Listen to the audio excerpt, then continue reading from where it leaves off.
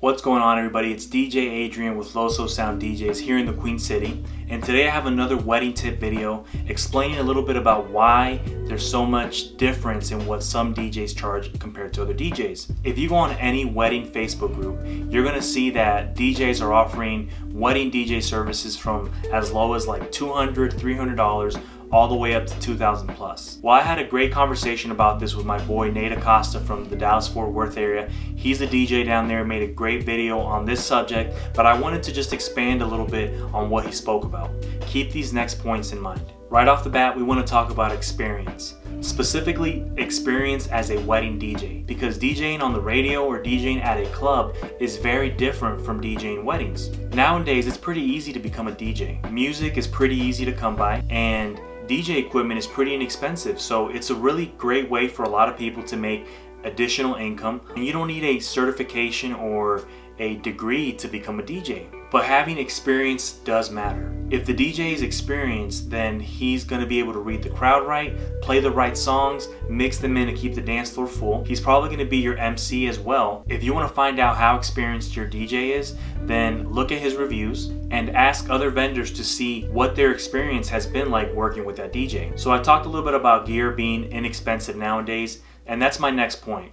The quality of the gear that the DJ is using, and also any backup or safety measures. Just like everything else, when it comes to DJ gear, there's the low end and then there's the high end. Depending on what your DJ is using, his price will probably reflect it. You may not know much about the name brands and what's good and what's not, but just keep in mind, if your DJ is using high-end gear, not only is your ceremony, your reception, and speeches and toasts are going to sound great, but you don't have to worry about a speaker popping or anything going wrong. Something as simple as a low-end microphone when you're trying to give a toast or a speech, or the DJ is trying to make an announcement and you hear all this feedback, that can definitely ruin the mood. If a technical issue does arise, well, a high-end DJ will probably also have a backup measure, a plan B if you will. He's going to keep the party going. You might not even know something happened because that safety measure is already in place. So there's nothing wrong with asking your DJ as to what kind of equipment they're using, what safety measures they do have in place in case something does happen. That will definitely reflect in their price. So we talked about gear, now let's talk about that setup. Most DJ companies are going to have some kind of social media presence or a website where you can look at pictures of their past events, videos of their setups. Higher end DJ companies are probably going to offer you more than a typical 4-foot table with a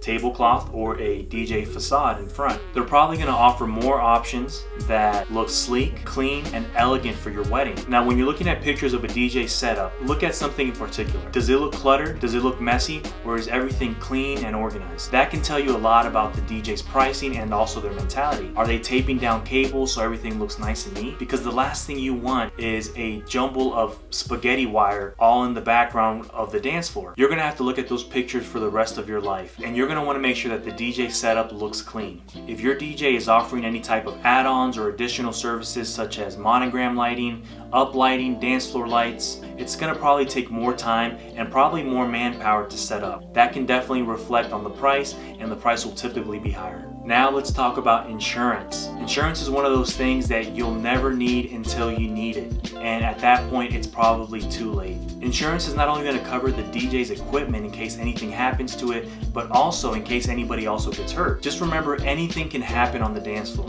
and by anything I literally mean anything. People can stumble, people can fall.